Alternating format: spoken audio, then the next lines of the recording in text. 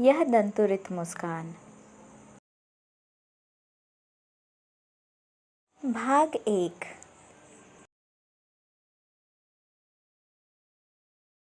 तुम्हारी यह दंतुरित मुस्कान मृतक में भी डाल देगी जान। धुली धूसर तुम्हारे ये गात, छोड़कर तालाब मेरी झोपड़ी में खिल रहे जलजात। परस पाकर तुम्हारा ही प्राण पिघल कर जल बन गया होगा कठिन पाषाण। छू गया तुमसे कि झड़ने लग पड़े शिफालिका के फूल, बास था कि बबूल। तुम मुझे पाए नहीं पहचान, देखते ही रहोगे अनिमेष, थक गए हो आँख लूँ मैं फेर। भाग 1 का अर्थ। कवि नन्हे से बच्चे को संबोधित करता हुआ कहता है कि तुम्हारे नन्हे नन्हे निकलते दांतों वाली मुस्कान इतनी मनमोहक है कि यह निर्जीव व्यक्ति में भी जीवन डाल सकती है। कवि इतने भावुक हो उठते हैं कि धूल मिट्टी से सने उसके कोमल शरीर को देखकर उन्हें कमल की प्रतीत हो रही है। वे अचानक कह उठते हैं कि तालाब को छोड़कर कमल मानो मेरे झोपड़ी में पुत्र के रूप में खिल रहा है और तुम्हारे कोमल स्पर्श को पाकर पत्थर भी पिघलकर मानो जल बन गया है। कवि कहते हैं कि उनका मन बांस और बबूल की भांति निरस और ठूठ हो गया था, परंतु तुम्हारी कोमलता का स्पर्श मात्र पड़ते ही हृदय भी शिफालिका के फूलों के भांति झड़ने लगा है। यानी कवि का मन बांस और बबूल की भांति कठोर और कटीला हो गया था, परंतु बच्चे की मधुर मुस्कान को देखकर उसका मन भी पिघलकर शिफालिका के फूलों की भांति सहज और सुंदर हो गया है। उनके हृदय में वात्सल्य की धारा निकल पड़ी। कवि शिशु को कहते हैं कि तुमने आज से पूर्व मुझे कभी देखा ही नहीं, इसलिए शायद तुम मुझे पहचान नहीं पा रहे हो, लेकिन इस प्रकार एकटक देखते रहने से तुम थक गए हो। कवि भी लगातार उसे देख रहे थे, किंतु अपने शिशु पुत्र को थकान से उबारने के लिए वे अपनी आंखें फेर लेने का प्रस्ताव रखते हैं। वे कहते हैं कि अगर मैं अपनी दृष्टि घुमा लूँगा तो तुम भी आसानी से अपनी नज़र घुमा लोगे और एकटक देखते रहने के श्रम से बच जाओगे।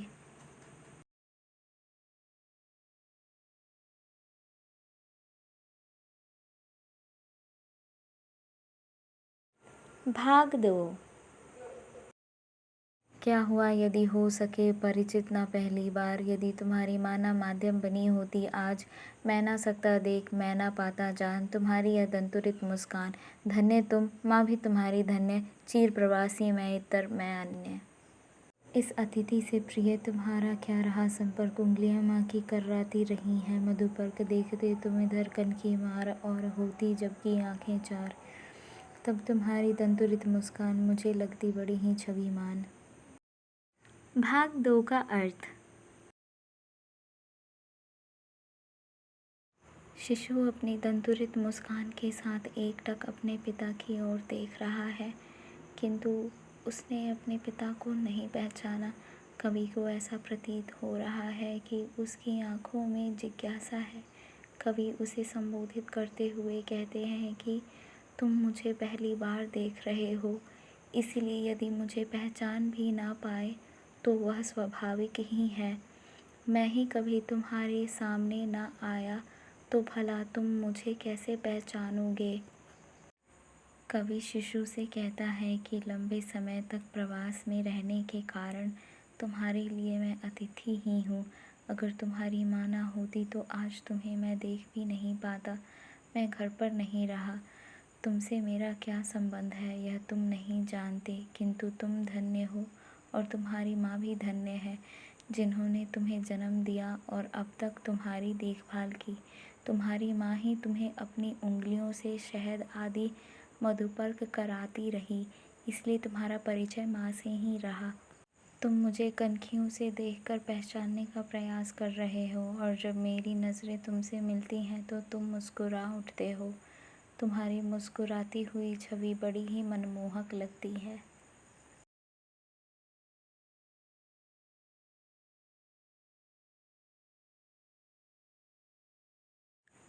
फसल।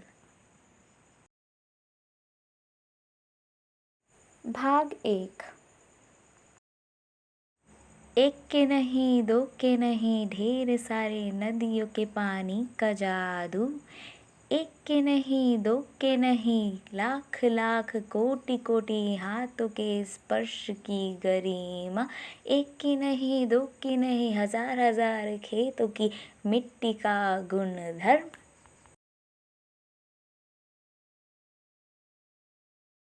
भाग 1 का अर्थ।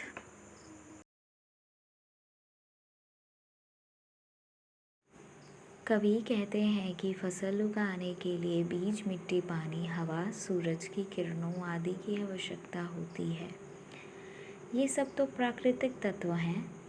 इनके अतिरिक्त किसानों का अथक परिश्रम भी आवश्यक है। ये जो खेतों में फसलें फल फूल रही हैं, इनमें एक नहीं, दो नहीं, बल्कि सैकड़ों नदियों का जल इन फसलों को सींच रहा है, जिसके कारण फसलें तैयार हो रही हैं। यानी ये कई नदियों का पानी भाप बनकर उड़ जाता है, जो फिर बादल बनकर धरती पर बरसता है, जिससे यह फसलें तैयार होती हैं। इन फसलों को तैयार करने में एक नहीं, दो नहीं, लाखों लाखों और करोड़ों करोड़ों लोगों के हाथों का स्पर्श मिला है। यानी ये अनगिनत किसान मजदूरों ने इन्हें तैयार किया है। कवि मिट्टी के गुणधर्म की बात करते हुए कहते हैं कि अलग अलग मिट्टी की अलग अलग विशेषता होती है। उनके रूप, गुण, विशेषताएं सब अलग अलग होते हैं और इस प्रकार अलग अलग गुण धर्म वाली मिट्टी में अलग अलग प्रकार की पैदावार होती है।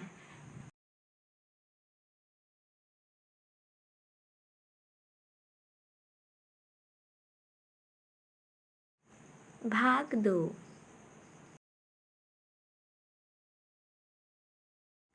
फसल क्या है और तो कुछ नहीं है, वह नदियों के पानी का जादू है, वह हाथों के स्पर्श की महिमा है। भूरी काली संदली मिट्टी का गुण धर्म है, रूपांतर है सूरज की किरणों का, सिमटा हुआ संकोच है हवा की स्थिर कण का। भाग 2 का अर्थ।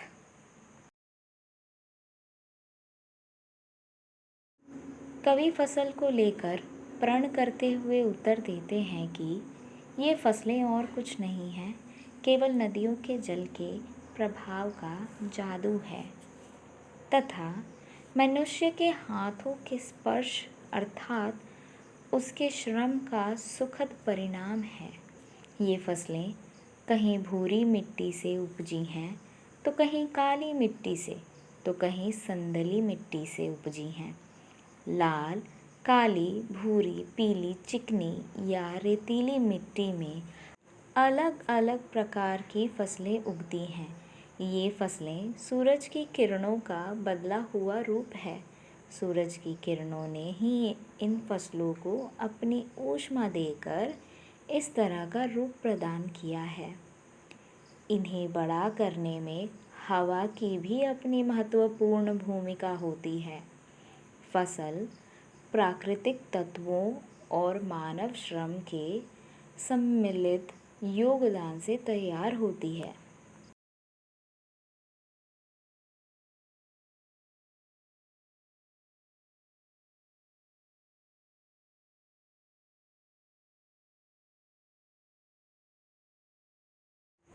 धन्यवाद।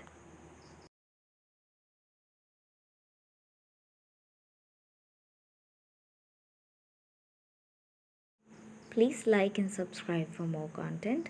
We'll try to bring few more chapters from textbook Kshitij of CBSE, and we will try to finish the whole book before December. Thank you so much for giving your time.